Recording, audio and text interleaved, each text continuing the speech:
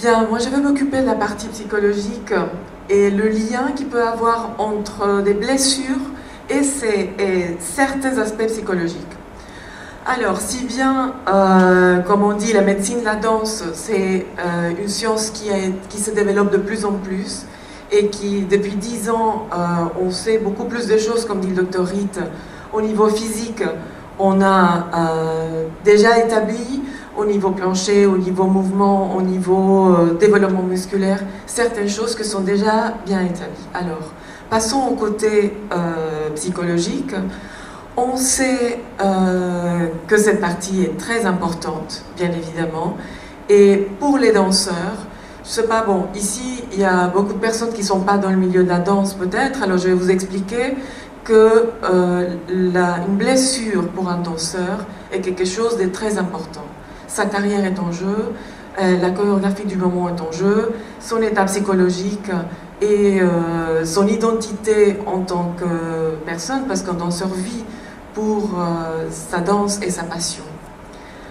Et c'est pour ça que dès le début aussi d'une carrière des danseurs, normalement c'est comme si on disait aux danseurs, vous êtes obligés de vivre avec des blessures, alors que peut-être qu'on peut les améliorer. Et c'est ça le but de ce soir, tant en prenant des risques et en faisant des créations, oui ou non. Alors, on va diviser aussi en ce qui correspond aux blessures. Il y a au niveau, l'objectif bien évidemment est de prévenir. Alors, on va diviser, il y a des causes de blessures et il y a des conséquences des blessures pour un danseur.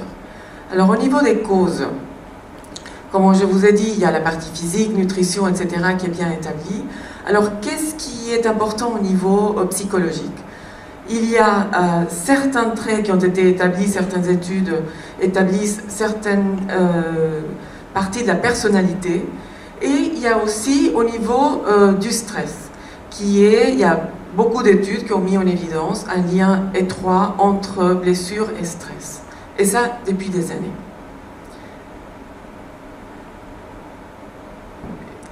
Principalement, qu'est-ce qui se passe au niveau d'une blessure ? Le danseur va être confronté régulièrement à cet étrange et cet étroit équilibre entre se dépasser lui-même en permanence et aller au-delà de ses capacités, et tant au niveau qu'au niveau de ses forces et de ses capacités, et être à l'écoute de son corps également, à l'écoute de son corps, parce qu'il a toujours une douleur. Quand il va répéter, quand il va en cours, quand il va en spectacle, il y a toujours une douleur, et c'est ça qu'il faut savoir. Quand est-ce que cette douleur est importante ou pas? Et à quel moment aussi aider les danseurs à savoir cette seuil de douleur qu'il doit lui-même établir, parce qu'il y a des choses qui sont très personnalisées, sont très individuelles pour chacun. Donc comme on dit, c'est connaître ses limites et se dépasser en permanence. Alors au niveau de personnalité, qu'est-ce qu'on trouve? Il y a des traits qu'on a établis, il y a des traits de perfectionnisme, d'exigence qui sont très poussés chez certains danseurs, parce que bien sûr tout le monde veut aller plus loin et veut être meilleur. Ceux qui sont très exigeants vont aller au-delà de leur temps de répétition, vont pousser leurs propres limites, vont jamais être satisfaits avec ce qu'ils font, et n'étant pas satisfaits, bien sûr, ils vont être moins à l'écoute de leurs propres limites. Et cela va créer une pression psychologique qui va bien évidemment aussi être très important. Ça en ce qui concerne la personnalité. Par ailleurs, donc, il y a le stress. Qu'est-ce qui est le stress? Le stress est différent pour chacun d'entre nous, et étant danseur ou pas danseur, bien évidemment. Et puis bon, je m'adresse à tout le monde parce que c'est quelque chose qui fait partie de la vie quotidienne, qui est un moteur également pour nous. On doit vivre avec le stress, et on doit l'appeler parce que c'est aussi une manière de se dépasser en permanence, ainsi que ce moteur de création et de risque et de travail. Alors, ce qui aussi doit être évalué pour chacun, c'est comment se manifeste le stress pour chacun. Et au niveau des danseurs, comme pour nous tous, donc le stress peut être manifesté au niveau physique, au niveau émotionnel, au niveau cognitif, ou aussi au moment de l'action, au niveau des performances. Donc c'est ce qu'on appelle cette séquence entre l'émotionnel, les comportemental et les pensées qui agissent à l'intérieur de nous à chaque moment. Il y a des signes. L'intérêt pour nous tous, c'est de trouver ces signes. À quel moment ces signes est pour moi important et je dois dire je ne peux pas danser aujourd'hui ou je dois m'arrêter et je ne veux pas perdre le rôle que je veux aujourd'hui si je m'arrête. Parce que le risque quoi? Le risque est simplement que si vous travaillez, si vous dansez aujourd'hui, la blessure va être beaucoup plus importante après. Alors au niveau physique, quels sont les signes qu'il faut évaluer? Des douleurs chroniques sans raison après qu'on ait fait tous les examens et qu'on n'ait vraiment pas trouvé des points d'appel, des céphalées chroniques, des tendinites aussi sans appel somatique, des blessures à répétition aussi, qui ont été bien évidemment évaluées par les spécialistes, ou de maladies fréquentes. Au niveau émotionnel, c'est l'irritabilité, la personne qui ne va pas supporter qu'on lui parle, ne va pas supporter le directeur, le chorégraphe, qui ne va même pas supporter se regarder dans la glace ces jours-là, chaque remarque va être prise comme quelque chose contre soi. C'est ça l'irritabilité. Parfois des crises de boulimie, grignotage, insomnie, tout ça peuvent être des signes de stress pour chacun d'entre nous. Au niveau cognitif, c'est difficulté à se concentrer, difficulté d'attention, c'est moins attentif aujourd'hui à ce qui se passe, je suis moins présente dans l'ici et maintenant. Également, c'est un signe de stress important quand il y a un dialogue interne qui commence. Et pour les danseurs, comme ils sont très exigeants la plupart d'entre eux, il y a cette sensation de se dire « je ne suis pas assez bien ». Et c'est ça les dialogues internes critiques. Je ne suis pas assez bien, je ne suis pas bien aujourd'hui, je ne suis pas capable de le faire, alors qu'il y a vraiment toute la capacité est là, mais il va y avoir une perte de confiance en soi-même.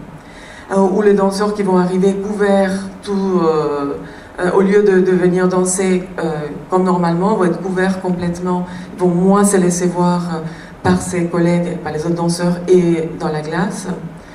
Et au niveau de spectacle, et aussi au niveau de la confiance en soi, parce que ça comporte plusieurs niveaux. C'est au niveau émotionnel, au niveau cognitif et aussi au niveau des performances.